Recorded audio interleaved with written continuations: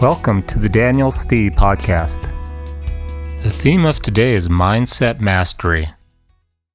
Today's episode is on Alzheimer's and aging, the danger of labels and the benefit of forgetting my age. That's right. I can tell you what year I was born. I can't actually tell you how old I am. Why do you need to know my age? Are you carding me to buy a glass of wine at the restaurant? What does it do for you to know my age? What does it do for me to remember my age? Can only do harm because memorizing your age reinforces how old you are, and let's face it, it only reminds us of how much older we're getting, not younger. It can make you feel, act, and actually be older.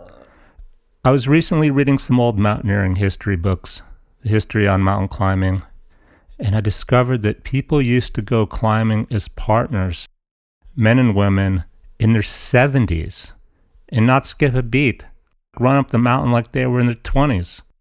How is it possible they're able to do that then? And these days, what's happening to people? They're focusing too much on how old I am. What's the age? What's the number?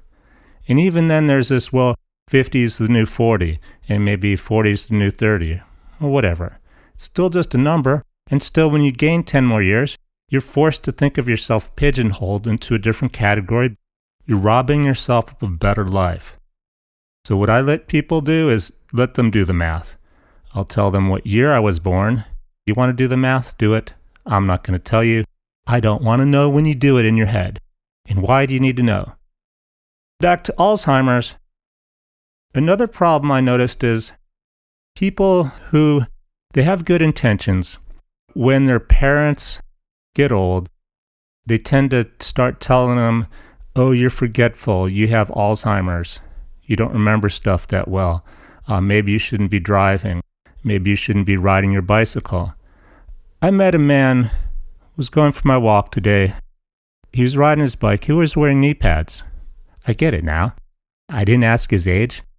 I think he was kind of old, in case he fell down on his bike. He was worried about his kids putting him in a home. They thought he had Alzheimer's, was forgetting stuff. I'm like, are you kidding me, man? You're out here riding your bicycle. You're doing laps around the park. I don't see the problem here. Do you forget how to get home? No, of course not. I'll give you some background I have in this. I've been a volunteer for hospice. I don't mean I just went to the old folks home one day because I felt like it.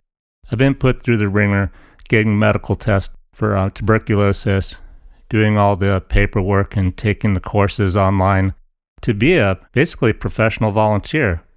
I've also gone to school, became a certified nursing assistant, and I worked in both the Alzheimer's wing as well as the intensive care unit on the top floor at John C. Lincoln Hospital in downtown Phoenix, Arizona. And why I did this is my girlfriend at the time wanted to be a nurse, but she was too scared to take the class by her own. So when I was an engineer working at Motorola, I used to take time off and go take the classes with her. And I like to follow it all the way through. So my grandmother, I've invited her to live with me when she was 85. I just moved to a small town and I had a house, and it was a 3-bedroom house all by myself. I'm like, Grandma, you want to come live with me? People thought that I was charging her money. I just felt bad for her living by herself. She was sharp as a tack when she lived with me. A few years later, she moved in with my mother, who was always condescending, telling her, you're forgetting stuff. You're old. You forget, Mom. Easy. You forget. And lo and behold, she did forget. Until I would visit her and snap her out of it and go, Nana, remember who you are? You're being brainwashed. You are young, your memory is perfect, as sharp as a tack. And she would come back just like a high school student. The kids who, one moment they'll be talking to you like they're dumb and stupid, and the next you tell them, look, we can be here all day if you give me an intelligent answer. And they stop for a moment and give you an intelligent answer. That's the human being I wanted to speak to on the other end. It's positive thinking and encouragement. I mean, why do you need to tell people, oh, you forget, you're old, etc.? What does that do except reinforcing them? It's critical. What does it hurt to say, you have a good memory? How is your memory getting better instead of worse these days? You look younger. Do you feel better? Do you feel younger? You look good. Your mind's good today. Now, yes, there are people, and let's be honest, they really don't understand Alzheimer's and what's a true classification and what's not. Alzheimer made that up, and we gotta have something to start with and go with to diagnose people, treat them, give them help. The real people with Alzheimer's is quite easy to recognize. They literally, when I was in the care unit, you need to keep the doors locked because they don't know where they are. Their spouse might be dead and they think they're married to their neighbor. That's legitimate, even whatever you label it. When your parents or your neighbor is just a little elderly, and we all forget stuff once in a while, it's not helpful to be condescending and tell them, you're old, you forget stuff. It can only be helpful to do the positive, and I encourage everybody, I would never ask you how old you are. I would ask you, and I wouldn't even ask you what year you're born. I would encourage everybody maybe to use the saying, if nothing else, how young are you, instead of how old are you. Asking what year you're born in seems a little bit stepping over the lines of privacy, but is there any difference if I ask you how old you are versus what year are you born? What year are you born? It sounds kind of like authoritative. It's amazing how casual society is with how old are you. Thanks for listening to my podcast. I won't tell you my age. Can't recall it. I can tell you what year I was born.